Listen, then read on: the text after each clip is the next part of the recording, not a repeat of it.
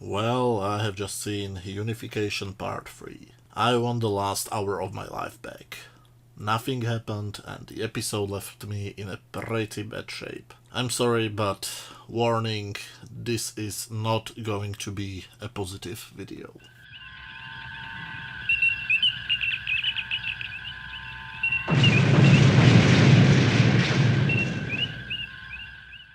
Hello friends, and welcome to another video from my series Quick Thoughts On, in which I always talk about different stories from the rich Star Trek universe. I have just seen the 7th episode of the 3rd season of Star Trek Discovery, and I have no clue what to say. Nothing happens.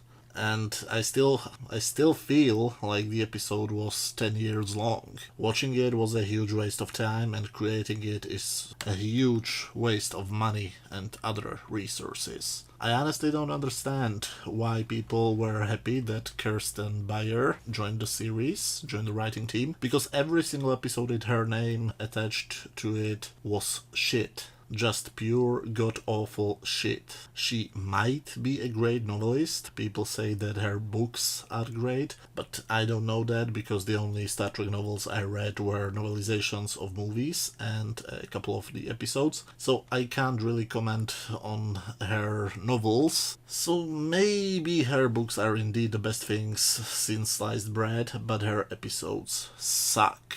So Burnham and Book have sex. Congratulations, I guess.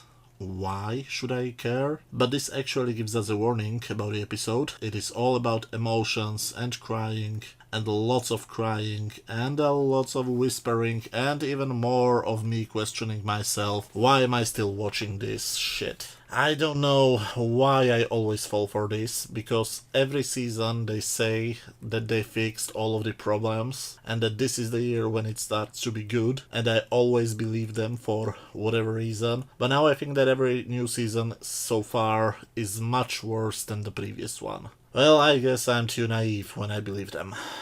This episode is much worse than simply a boring waste of time. It's actually offensive. And not in a funny, thought-provoking and barrier-breaking way. It's actually offensive. Even the title is, to me, offensive, because the title suggests that this episode is somehow related to one of the most wonderful stories from Season 5 of Star Trek The Next Generation, the 2-part episode called Unification. But it's like taking some awful cringe Marvel character, for example Snowflake or Safe Space from the New Warriors, and calling it Mona Lisa 2. They even have the audacity to feature footage of Spock from that 2-part story. They probably thought that people like myself will be grateful for it, but it felt like they pulled Nimoy's body out of his grave and pissed on it. My blood pressure skyrocketed when I've seen that scene.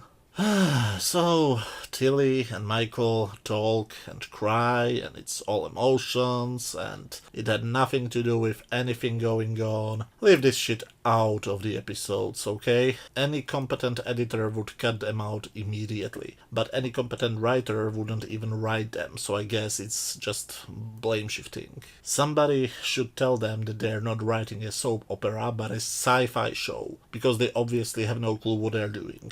They try to talk about something which resembles a plot, and they mention one thing which I kind of liked. They mentioned that the first black box which Michael got was from the USS Yelchin. Okay, poor Anton Yelchin deserved some kind of a mention. It was really nice from them, just like the mentioning of Aaron Eisenberg a few episodes back. It's nice to see these tiny bits of humanity in these episodes, but that's not enough. So when Michael compared its recordings to the recordings of the second black box from the previous episode, she found out that the ships didn't explode at the same time, which is somehow important, I guess. Could somebody please explain me why should I care about any of this? I am serious. Why should I care what was the reason for the burn? This is episode 7 and they have done absolutely nothing to make us feel like this is something important. The same problem was in the previous season with the 7 lights from the Red Angel. They claimed that they were important, but they have done nothing to show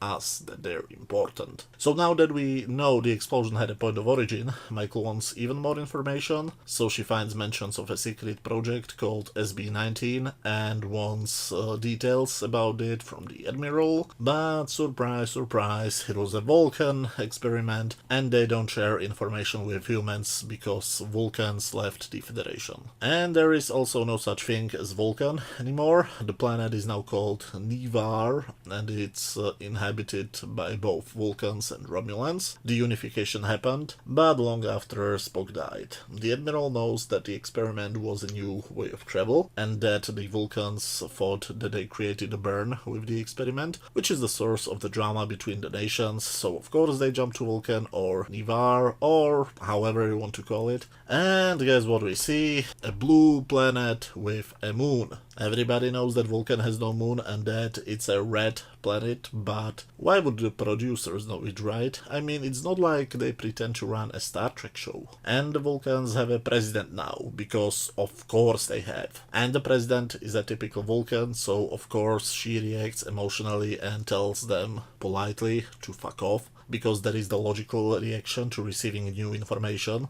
And by the way, why does everybody know her as Spock's sister? Wasn't the whole point of them going to the future to not tell about the existence of the Discovery and her crew? But because Burnham does only things she wants, she refuses to go back, and she requests some stupid Vulcan ritual, which is basically a duel in logic, and it's exactly as stupid as it sounds. She of course needs an advocate, and it must be one of the Romulan ninja samurai nuns we meet in Picard, because of course, who else should it be? So which Romulan woman is it going to be? Well, Michael's mother, of course. What? Who did you expect to meet? Bugs Bunny? And we get more emotions, and nothing else happens the whole episode. They talk and they cry and show a range of different emotions, as all proper Vulcans do. I won't even question the logic of how old woman Burnham became a member of the Ninja Samurai Nun Order, because that would mean that I care, which I don't, I swear. So the episode decides to waste my time with pointless shit until Michael gets the data she needs, because of course she does get it. What else did you expect? Oh, and Saru makes Tilly his new first officer, because why the fuck not? Throw all of the logic out of the window. Sure, put a cadet which behaves like she has some mental issues to the second most important position on the ship.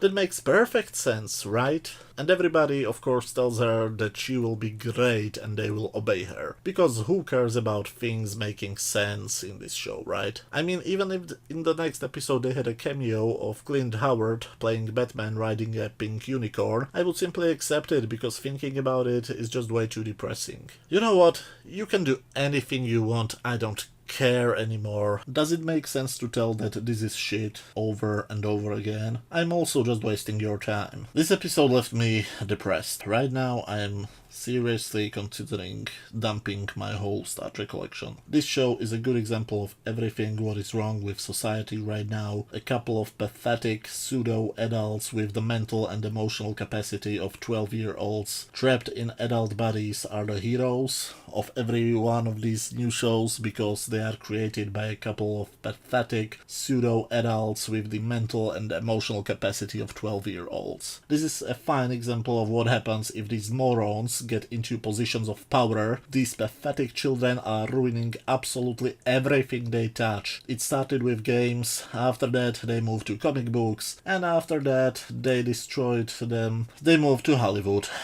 They have destroyed Star Wars, Star Trek. In the UK they have also destroyed Doctor Who. They have now all started to slowly destroy the MCU. They killed Ghostbusters, they killed Terminator, and they still get new work even when absolutely everything they produce is shit. And almost everything is losing money, because the vast majority of people is normal. Sorry for the mini rant, but this episode is shit. If you want some numerical value, it's a clear 0 out of 10. The only slightly positive thing which happens in this episode is that they honored poor Anton Yelchin. I hated absolutely everything else. This episode actually managed to make me depressed. congratulations. I was fine for a couple of years. I don't know what the future will bring. There is even a possibility that I will stop watching the show. Whatever I will choose, I must return to do something fun. I have started to work on the all versions of video about the next episode, so I will force myself to finish it. The next video will definitely not be Star Trek Discovery, and if I ever return to cover this show, it will be surrounded by videos about something I like. Thank you very much for suffering with me, and I promise that the next video will be about something positive. Thanks again, and see you very soon. Bye.